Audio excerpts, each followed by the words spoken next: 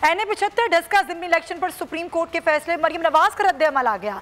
Tweet में कहा, दोबारा इंतखाब काफी नहीं, वोट चोरी करने और इलेक्शन कमीशन के अमले को अगवा करने के जुर्म का हिसाब देना होगा। शाबाश डस्का वालों, वोट पर पहरा दिया, वोट चोरों का डटकर मुकाबला भी किया।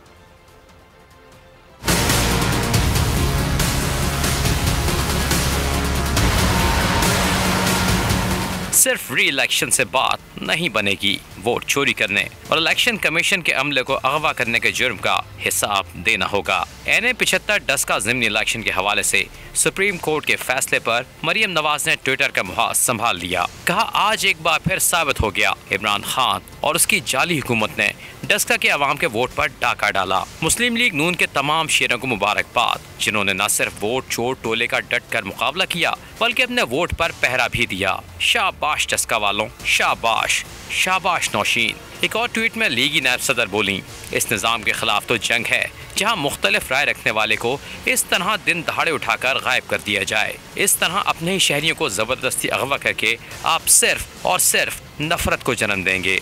होश के नाखुन लें और सरमद सुल्तान को रिहा करें।